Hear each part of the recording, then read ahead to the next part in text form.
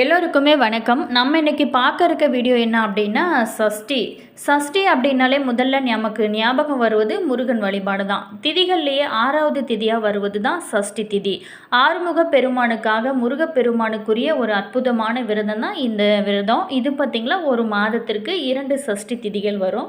ஒன்று வளர்பிறை சஷ்டி, இன்னொன்று தேய்பிறை சஷ்டி. இந்த இரண்டிலுமே விரதம் இருப்பது நம்மளோட வாழ்க்கையில் மிகப்பெரிய ஒரு மாற்றத்தை கொடுக்கக்கூடிய அற்புதமான வாய்ப்புகள் அமையும். அதுலேயுமே இந்த பங்குனி மாதத்தில் வரக்கூடிய அற்புதம் நிறைந்த சஷ்டி விரதம் இருப்பது ரொம்ப ரொம்ப சிறப்பான ஒரு விஷயமா இருக்குது.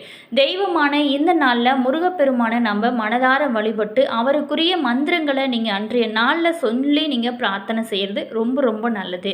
கோவிலுக்கு போயிட்டோ அல்லது உங்களுடைய வீட்டில் இருந்தபடியே கூட நீங்கள் முருகப்பெருமானுக்காக நீங்கள் மனதார விரதம் இருந்து விளக்கேற்றி வழிபட்டீங்க அப்படின்னா முருகப்பெருமான அருளோட மகாலட்சுமியோட அருளுமே உங்களுக்கு முழுமையாக கிடைக்கும். இந்த பங்குனி மாதத்தில் வரக்கூடிய இந்த அற்புதம் நிறைந்த சஷ்டியானது தேய்பிறை சஷ்டியானது இருக்குது. இந்த தேய்பிறை சஷ்டியானது ஏப்ரல் 8ஆம் தேதி வரக்கூடிய இந்த அற்புதமான புதன்கிழமையில் அமைவது கூடுதல் சிறப்பாக இருக்குது. இந்த நாளில் நம்ம எப்படி விரதம் இருப்பது, எப்படி வழிபாடுகள் செய்வது, இதனால் நமக்கு கிடைக்கக்கூடிய யோகங்கள் என்ன, அதே மாதிரி இந்த சஷ்டி திதியில் விரதம் இருந்தாலே அகைப்பையில் குழந்தை வரும் அப்படிங்கிறது அற்புதமான ஒரு பழமொழியாக இருக்குது. அந்த மாதிரி இந்த நாளில் நம்ம எப்படி விரதம் இருந்தால் முழு பலனுமே கிடைக்கும் அப்படிங்கிறத முழுமையாக நம்ம ஒவ்வொன்றா பார்க்க போகிறோம். வீடியோவை ஸ்கிப் பண்ணாமல் முழுமையாக பாருங்கள். வீடியோ பிடிச்சிருந்தா மறக்காமல் லைக் பண்ணுங்கள். இது போன்ற பல சுவாரஸ்யமான தகவல்களை நீங்கள் தெரிஞ்சுக்கணும் அப்படின்னாலும் இனியவள் உற்சாகம் சேனலை சப்ஸ்கிரைப் பண்ணிவிட்டு கூடவே இருக்க பெல் பட்டனையுமே ப்ரெஸ் பண்ணிட்டு வாங்க வீடியோக்குள்ளே போகலாம். அதே மாதிரி நீங்கள் இந்த சஷ்டி நாளில் முருகர் பெருமானுக்காக விரதம் இருப்பீங்களா அப்படிங்கிறத மறக்காமல் கமெண்ட்ஸில் சொல்லுங்கள். அதே மாதிரி உங்களுக்கு முருக கடவுள் பிடிக்கும் அப்படின்னா கந்தனுக்கு அரோகரா, முருகனுக்கு அரோகரா அப்படிங்கிற வாசகத்தை மறக்காமல் கமெண்ட்ஸில் பதிவு பண்ணுங்கள். அதே மாதிரி உங்களுடைய ஃப்ரெண்டோ அல்லது ரிலேஷனுக்கு இந்த பதிவை ஷேர் பண்ணிவிடுங்க, அவங்களுக்குமே யூஸ் ஆகட்டும். அதே மாதிரி முருகப்பெருமானுக்காக நம்ம எப்படி விரதம் இருப்பது, இதனால் நமக்கு கிடைக்கக்கூடிய யோகத்தெல்லாம் பார்க்க போகிறோம். முருகப்பெருமானுக்கு ரொம்ப ரொம்ப பிடித்தமான ஆடை பார்த்திங்களா, செந்நிற ஆடை அணிந்து வழிபடுவது ரொம்ப நல்லது. அதே மாதிரி தான் செந்நிற நைவேத்தியம் கனிகளை வைத்து நீங்கள் தீபாரணை செஞ்சு வழிபடுவதனால நம்மளோட வாழ்க்கையில் இருக்கக்கூடிய தங்கு தடைகள் அனைத்துமே நீங்கி வாழ்க்கை ரொம்ப சீராக இருக்கும். எதிர்பாராத அளவு உங்களுக்கு புகழும் சக்தியும் நல்ல ஒரு மங்கள நிகழ்வுகள் எல்லாமே நடக்க வாய்ப்பு இருக்குது. உள்ளத்தில் நம்பிக்கையுமே அதிகரிக்கும். வீட்டில் வேல் வைத்து வழிபடுவது ரொம்ப ரொம்ப நல்லது. ஆனால் கண்டிப்பாக வேல் வீட்டில் இருந்துச்சு அப்படின்னா தினமுமே அதுக்கு பூஜைகள் செய்யணும். அதே மாதிரி வீட்டு பூஜை அறையில் வேல் வைத்து அதனோட இருபுறமும் 2 விளக்குகளில் ஒவ்வொன்றிலும் 3 திரிகள் என 6 தீபங்கள் ஏற்றி நீங்கள் வழிபட்டு வருவதனால நம்மளோட வாழ்க்கை ரொம்ப சீரும் சிறப்புமாக மாற ஆரம்பிக்கும். அதே மாதிரி நம்ம விரதம் இருக்கும்போது பார்த்திங்களா வள்ளி தெய்வானையோட இருக்கக்கூடிய முருகப்பெருமானோட படத்தை நீங்கள் வணங்குவது ரொம்ப ரொம்ப நல்லது. விரதத்தை முக்கியமாக நம்ம தொடங்கும் போது முருகரோட அண்ணனோ முழுமுதற் கடவுளான விநாயக பெருமானை வணங்கி நீங்கள் விரதத்தை தொடங்க ஆரம்பிக்கலாம். அதே மாதிரி இந்த விரதம் மேற்கொள்ளும் போது உங்களால் முடிந்த அளவுக்கு உங்களால் அன்னதானம் செய்வது ரொம்ப ரொம்ப சிறப்பு பலன்களை உங்களோட வாழ்க்கையில் நீங்கள் எதிர்பார்க்கலாம். இந்த நாளில் கந்த சஷ்டி கவசம் உள்ளிட்ட முருகனுக்கு ரொம்ப ரொம்ப உகந்த பாடல்களை நீங்கள் பாடுவது ரொம்ப சிறப்பானது. அதே மாதிரி நவகிரகங்களில் செவ்வாய் பகவானுக்குரியது தான் செவ்வாய்க்கிழமை. வீடு, நிலம், சொத்து போன்ற பிரச்சனைகள் எல்லாமே செவ்வாய் பகவானோட அருள் மிகவும் முக்கியமாக இருக்கும். வீடு, சொத்து, நிலம் இது எல்லாமே வாங்க முயற்சி செஞ்சு கொண்டு இருக்கிறவங்க, அது வாங்க வேணும் அப்படின்னு நினைக்கிறவங்களுமே இந்த செவ்வாய்க்கிழமையில் நீங்கள் முருகப்பெருமானுக்காக வாரம் வாரம் நீங்கள் விரதம் இருந்து வழிபாடு செய்யலாம். இப்படி செவ்வாய் பகவானுக்கு சிவப்பு திரி போட்டு நீங்கள் விளக்கேற்றி வழிபடுவது ரொம்ப ரொம்ப நல்லது. செவ்வாய்க்கிழமையில் வரக்கூடிய செவ்வாய் ஓரே நேரத்தில் வீட்டில் சிறிதளவாவது கல் உப்பு வாங்கி வச்சு நீங்கள் பூஜை அறையில் வச்சு நீங்கள் வழிபட்டதுக்கப்புறம் சமையலுக்கு நீங்கள் பயன்படுத்துறது ரொம்ப ரொம்ப நல்லது. அதே மாதிரி இந்த மாதத்தில் வரக்கூடிய சஷ்டியானது ரொம்ப ரொம்ப புனிதம் வாய்ந்ததாக இருக்குது. அதே மாதிரி முருகப்பெருமானோட அருளை பெற முதன்மையான விரதமாக இந்த சஷ்டி விரதமானது இருக்குது. சஷ்டியில் விரதம் இருந்தாலே குழந்தை வரம் மட்டும் இல்லாமல் முருகன்கிட்ட முன் வைக்கக்கூடிய அனைத்து வேண்டுதல்களுமே நிறைவேறும். இந்த நாளில் நம்ம எப்படி விரதம் இருக்க வேணும், விரதம் இருக்க முடியாதவங்க என்ன செஞ்சால் முருகப்பெருமானோட அருளை முழுமையாக பெறலாம் அப்படிங்கிறத பார்க்க போகிறோம். முருகப்பெருமானுக்கு ரொம்பவும் உகந்தது தான் இந்த சஷ்டி விரதம். அந்த முருகனே கருப்பையில் குழந்தையாய் வளர்வன அப்படிங்கிறத தான் அப்படி சொல்லியிருக்காங்க நம்மளுடைய முன்னோர்கள். முருகனுக்கு ரொம்ப ரொம்ப உகந்த விரதங்களில் ஒன்று தான் இந்த சஷ்டி விரதம். ரொம்ப முக்கியமானது, ரொம்ப முதன்மையானதாக இருக்குது. ஏன்னு பார்த்தீங்களா, இந்த தேய்பிறை சஷ்டி நாளில் நம்ம விரதம் இருக்கணும் அப்படின்னு நினைக்கிறவங்க கந்த சஷ்டி கவசம் படிங்க. கவலைகள் காணாமல் போகும். கந்தன் நம்மளோட கவலைகளை தீர்ப்பவன். மேலுமே கந்தனை நினைத்து விரதம் இருந்தாலே கவலைகள் பறந்தோடும். முருகப்பெருமானுக்கு உரிய விரதம் பார்த்திங்களா, சுக்கிரவார விரதம். இந்த விரதமானது சஷ்டி விரதம். இந்த விரதங்களில் ரொம்ப முதன்மையானது கந்த சஷ்டி விரதம். சஷ்டி விரதம் இருந்தாலே துன்பங்கள் அனைத்துமே நீங்கும். அது மட்டும் இல்லாமல் வேலை வாய்ப்புகள் கிடைக்கும். கடன் தொல்லைகள் முழுமையாக நீங்கும். சஷ்டி தினத்தன்னைக்கு நீங்கள் அதிகாலையில் எழுந்து குளித்து முடித்து விட்டு வீடு முழுவதுமோ அல்லது வீட்டோட பூஜை அறையை மட்டுமோ நீங்கள் சுத்தம் செய்யுங்க. பிறகு பூஜை அறையில் முருகரோட படத்துக்கு முன்னாடி தீபம் ஏற்றி தீப தூபங்கள் ஆராதனை இதெல்லாமே காட்டி பால் பழம் நிவேதனமாக செய்யுங்க. அதே மாதிரி காலையிலிருந்து சாப்பிடாம பூஜை அறையில் கந்த சஷ்டி கவசம் கந்தகுரு கவசம் நீங்கள் படிக்கலாம். அதே மாதிரி வேலை காரணமாக வெளியில் செல்கிறவங்க ஓம் முருகா அப்படிங்கிற மனதிற்குள்ளேயே நீங்கள் ஜபித்தவாறு தங்களோட வேலையில் நீங்கள் ஈடுபடலாம். இந்த விரதம் இருக்கிறவங்க அதே மாதிரி முக்கியமாக அசைவ சாப்பாடு சாப்பிடவே கூடாது. நல்லதை நினைத்து நல்லதையே பேச வேணும். அதே மாதிரி நல்ல உடல்நிலை கொண்டவங்க முடிந்தால் 3 வேளை சாப்பிடாமல் இருக்கலாம். இல்லை அப்படின்னா 1 அல்லது 2 வேளை நீங்கள் உணவு சாப்பிட்லாம்.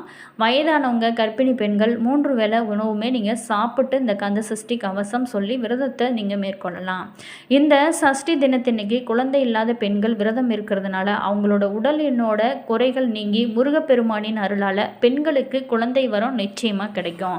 இந்த விரதத்தை நீங்கள் மாதம் வரக்கூடிய வளர்பிறை அண்டு தேய்பிறை சஷ்டியில் விரதம் இருந்து நீங்கள் நீண்ட நாள் நோய்களால் பாதிக்கப்பட்டவங்களோட உடல் ஆரோக்கியமே மேம்பட்டு அந்த நோய்கள் படிப்படியாக நீங்கும்.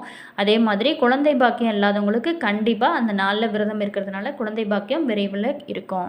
இந்த விரதத்தை நீங்கள் தொடர்ந்து மேற்கொள்கிறவங்களுக்கு அந்த முருகப்பெருமானின் அருளால் மிகுந்த செல்வமோ எல்லாத்துலேயுமே ஒரு வெற்றியான ஒரு யோகமோ, அதே மாதிரி உண்ணா நோன்பு உடலுக்கு ரொம்ப நல்லது. அதே மாதிரி ஆன்மாவுக்கு பலம் தருவது. எல்லா சமயங்களும் இதை கடைபிடிக்கவங்க. கந்த சஷ்டி கவசம் விரதம் இருந்தாலே நிச்சயம் கவலைகள் அனைத்துமே தீரும். சஷ்டி விரதங்களில் தேய்பிரையில் கடைபிடிக்கப்படும் சஷ்டி விரதமானது ரொம்பவும் சிறப்புக்குரியதாக இருக்குது.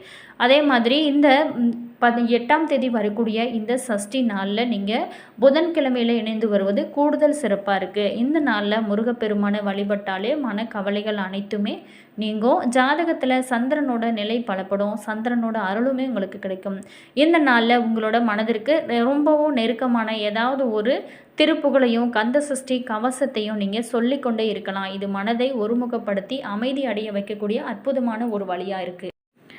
அதே மாதிரி அன்றைய நாளில் நீங்கள் சஷ்டி நாளில் அல்லது விசேஷ நாளில் முருகப்பெருமான் அல்லது மகாலட்சுமியை வேண்டி கொண்டு நீங்கள் வெற்றிலை தீபம் ஏற்றுவது ரொம்ப ரொம்ப நல்லது. இதனால் என்ன நடக்கும் அப்படின்னா பண கஷ்டத்தை நீக்கி நினைத்த காரியங்களை எல்லாமே நிறைவேற்றக்கூடிய அற்புதமான ஒரு வாய்ப்பாக அமையும். இந்த வெற்றிலை தீபம் எப்படி ஏற்ற வேணும், இதனால் கிடைக்கக்கூடிய நன்மைகள் என்ன அப்படிங்கிறத நம்ம குறித்து விரைவாக பார்க்க போகிறோம்.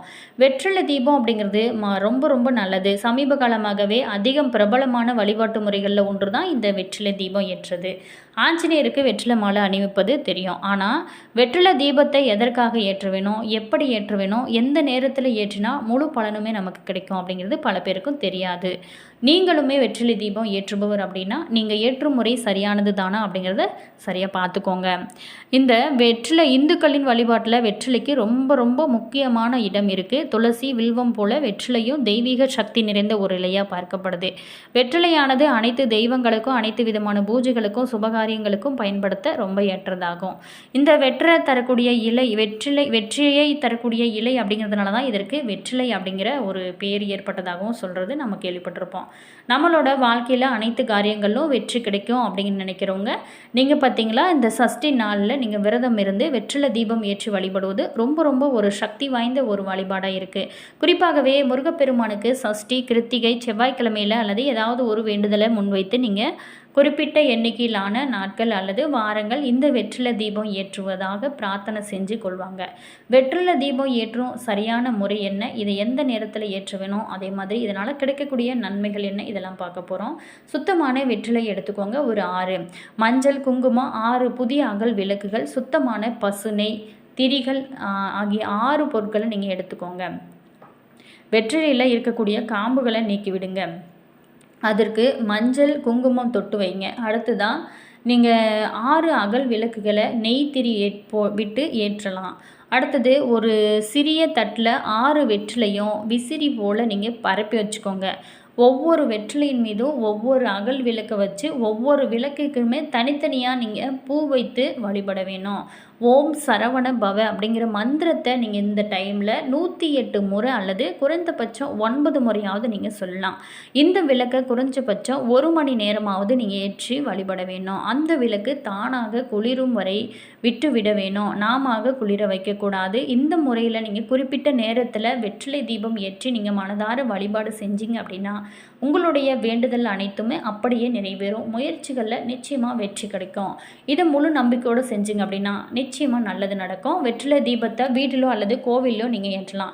பெரும்பாலானவங்க வீட்டோட பூஜை அறையில் ஏற்றுவதை வழக்கமாக வைத்திருக்காங்க. வெற்றிலை தீபமானது மகாலட்சுமிக்கும் உகந்ததாக இருக்குது. மகாலட்சுமி வாசம் செய்யக்கூடிய பொருட்களில் ஒன்றாக கருதப்படுவது தான் இந்த வெற்றிலை தீபம். ஆனால் முக்கியமாக அந்த வெற்றிலையோட காம்பை கிள்ளிட்டு தான் நீங்கள் வைக்கணும். ஆனால் அந்த வெற்றிலையோட காம்பில் தான் மூதேவி குடியிருப்பதா ஒரு இது சொல்கிறாங்க. அதனால தான் இப்படி நீங்கள் இந்த வெற்றிலை தீபம் ஏற்றி வழிபட்டாலே நம்மளுடைய பொருளாதாரம் தொடர்பான கஷ்டங்கள் அனைத்துமே நீங்கி வீட்டில் ஐஸ்வர்யம் பெருகுமா.